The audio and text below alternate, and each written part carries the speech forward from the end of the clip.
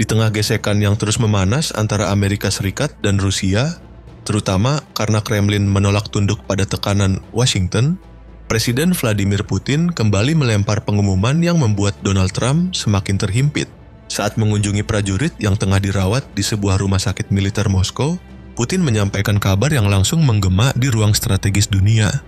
Uji coba drone bawah air bertenaga nuklir terbaru Rusia, yang diberi nama Poseidon, dinyatakan sukses. Nama Poseidon bukan sekadar simbol. Terinspirasi dari dewa laut, badai, dan gempa dalam mitologi Yunani atau Neptunus, dalam tradisi Romawi, julukan ini sengaja dipilih untuk menegaskan ambisi Rusia. Berkuasa di samudra, mengendalikan kedalaman, dan menunjukkan diri sebagai kekuatan yang sulit ditaklukkan. Sebuah perkembangan yang jelas tidak ingin dilihat Trump, apalagi saat ia kembali duduk di Gedung Putih dan mendapati lawannya semakin percaya diri di medan bawah laut. Sinyal bahaya dari laut.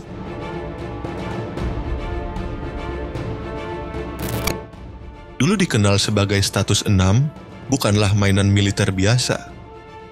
Ia adalah perpaduan antara torpedo raksasa dan pesawat tak berawak, tapi dengan kemampuan nuklir yang membuatnya menjadi kartu as Kremlin di medan perang bawah laut modern. Secara fisik, alat ini mencolok, panjang sekitar 20 meter dan diameter nyaris 2 meter. Ukurannya menempatkannya di wilayah abu-abu antara drone dan kapal selam tanpa awak. Cukup kecil untuk bergerak tanpa awak, namun cukup besar untuk menampung reaktor dan muatan besar sekaligus. Inti ancamannya terletak pada sumber tenaganya, reaktor nuklir mini. Dengan itu, Poseidon mendapat radius jelajah yang praktis tak terbatas, memungkinkan operasi global tanpa perlu sering bermanuver ke permukaan. Bagi musuh barat yang berseberangan dengan Moskow, ini berarti ancaman yang bisa muncul di hampir setiap perairan dunia. Keunggulan lain yang menakutkan adalah performanya di bawah air. Klaim teknis menyebut kecepatan puncak hingga 185 km per jam dan kemampuan menyelam ke kedalaman sekitar 1000 meter. Dirancang untuk menyerang sasaran pesisir, kombinasi jangkauan, kedalaman, dan kecepatan membuatnya sulit dicegat oleh sistem konvensional. Pembuatnya, Rubin Design Bureau, juga mengklaim menyematkan fitur-fitur stealth. Strateginya bukan mengandalkan kecepatan terus-menerus, melainkan lari senyap. Bergerak pelan saat mendekati area target untuk mengurangi jejak deteksi, lalu mengandalkan momentum dan kejutan saat menyerang.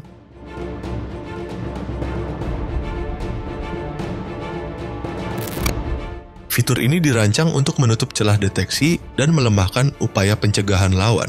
Saat mendekati sasaran, Poseidon tak langsung mengandalkan top speed, ia memilih pendekatan sabar.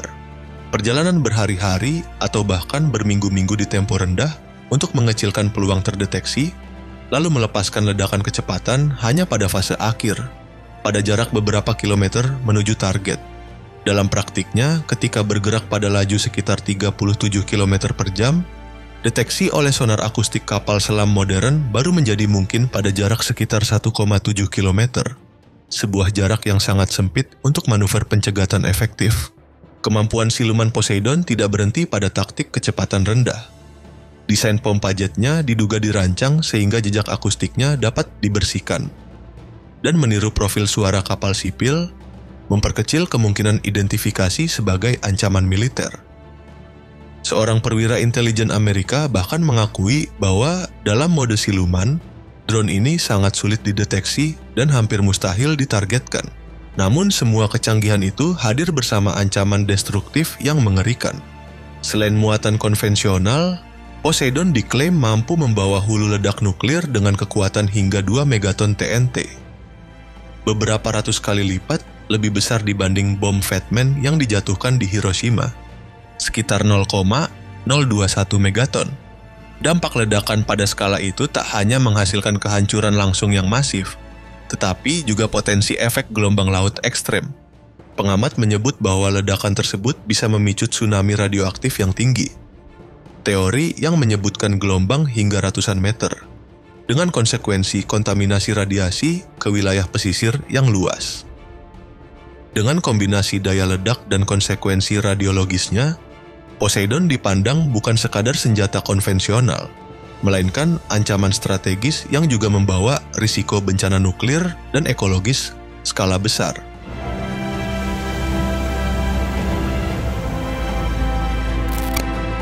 Besarnya ancaman yang dibawa Poseidon tidaklah mengejutkan jika melihat posisi nuklir Rusia saat ini.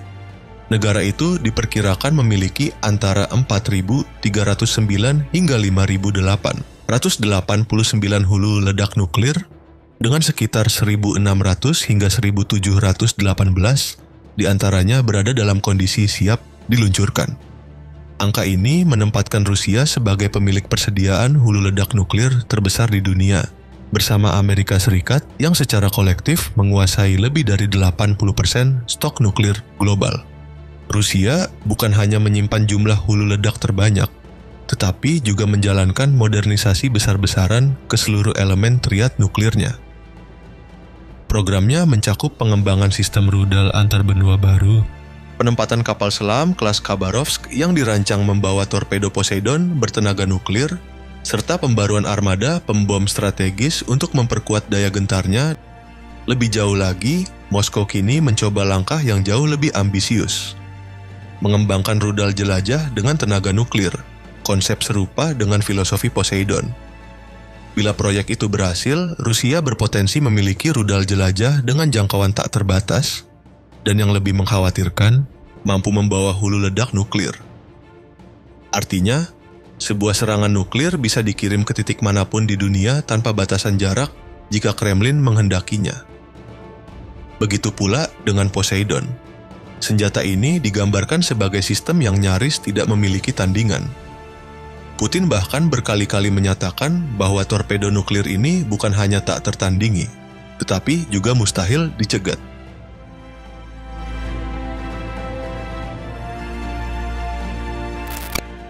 Namun muncul pertanyaan besar, apakah klaim itu sepenuhnya benar?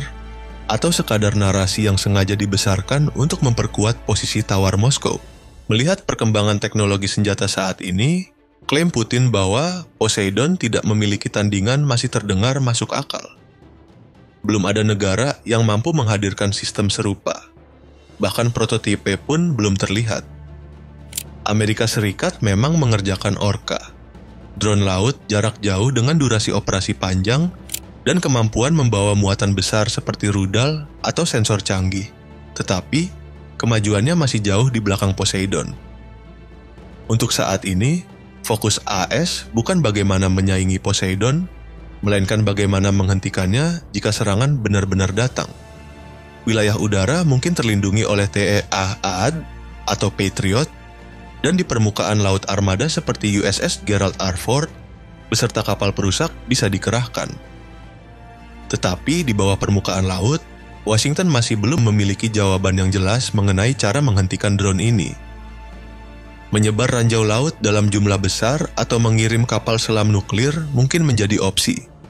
Namun dengan fitur siluman Poseidon, kapal selam AS pun bisa berada di posisi tidak menguntungkan. Alih-alih membuat senjata pesaing, tampaknya AS lebih membutuhkan sistem pertahanan laut yang benar-benar mampu mencegat drone ini sebelum mencapai target. Di sisi lain, Poseidon justru menghadirkan ancaman serius bagi gugus tempur kapal induk AS maupun negara barat lainnya. Karena dengan hulu ledak yang sangat besar, Poseidon bisa meledak pada jarak aman, sehingga unit anti kapal selam tidak memiliki waktu cukup untuk bereaksi. Dalam skenario itu, kecepatan maksimum Poseidon menjadi faktor yang memperburuk peluang pertahanan musuh untuk merespons tepat waktu.